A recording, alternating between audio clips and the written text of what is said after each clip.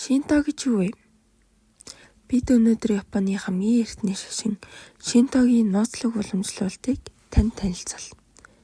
7 минутын дотор бүхний танд ойлгомжтой болгож өгье. Бэлэг тэмдэг гол ойлголтууд. Шинто шашны хамгийн алдартай бэлэг тэмдэг бол тоорын хаалга юм. Энэ нь энгийн орчноос ариун ертөнц рүү орж байна гэсэн утгатай юм. Шинто гэж юу вэ? Шинто гэдэг нь Богдын зам гэсэн утгатай. Байгаль уу амьд сүнстэй гэж үздэг. Жишээ нь уул ками, ус ками, нам ками гэж сүнс авчдаг. Шинто шашны баяр уламжлал. Шинто шаштай холбоотой олон баяр байдаг. Хамгийн алдартай шинийн шинжил. Япончууд шинэ жилээр Шинто сүмд очиж дараа жилийнхаа хэмрийг залбирдаг.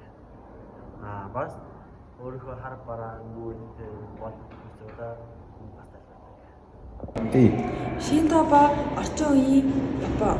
Шинто бол Япончуудын зайлшгүй амьдралын нэг хэсэг билээ.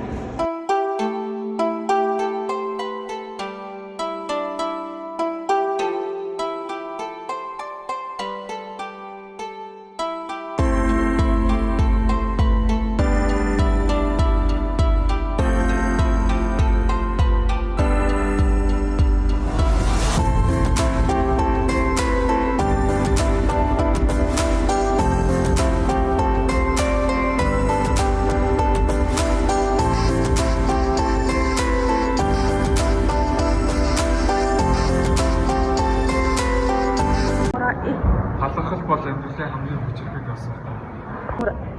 Ариун цэвэр бол сэтгэлийн цэвэрлэг эхлэл юм. Хүмүүрээ амьдрал ашиглаж товшоогоо харах хүч.